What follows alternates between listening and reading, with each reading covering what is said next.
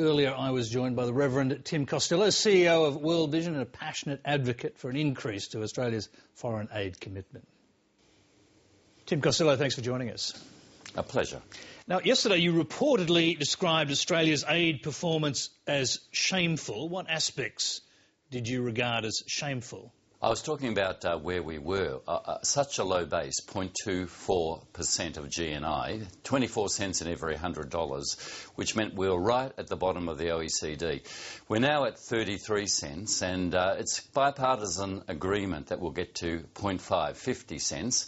And we need to remember that Britain's already there, and in 2 years we'll be at 0.7, which is also our promise. So at last, instead of being a laggard, we're climbing up to the middle of the pack.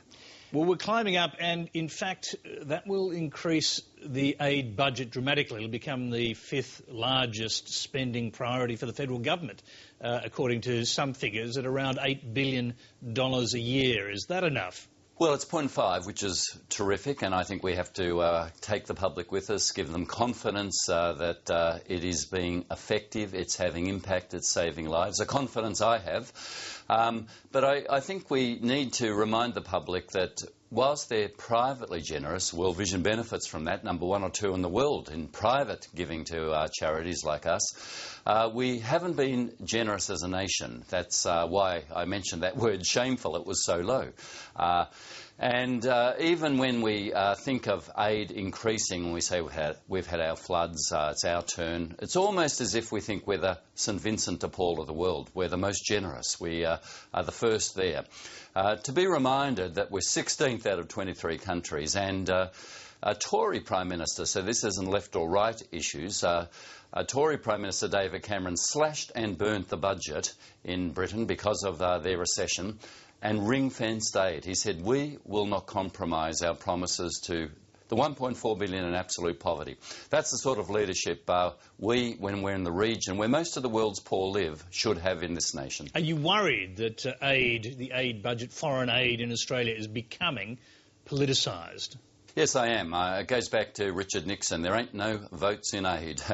The charity begins at home and the subtext is, and it ends at home. We'll just look after ourselves. And it's as if we set up a false contest of suffering, that we've got problems, floods, bushfires, so we'll just look after ourselves and forget our moral duties to the 1.4 billion in poverty. Forget that we've made extraordinary progress. 1960, 60,000 kids died each day. We halved that to 30,000 kids dying each day just 2 years ago. It's down now to 22,000 children dying each day. A lot of that's actually due to very simple aid interventions. Rehydration kits for kids with diarrhoea, which is the biggest killer. Mosquito nets, vitamin supplements. We are saving lives, and when Australians hear that, I think they start to gain confidence in what we're doing.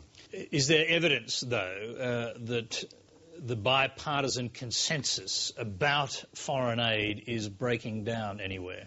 Well, there was a little wobble when there was a discussion over should there be a levy, and the coalition looked at deferring, not breaking the 0.5 promise, deferring it.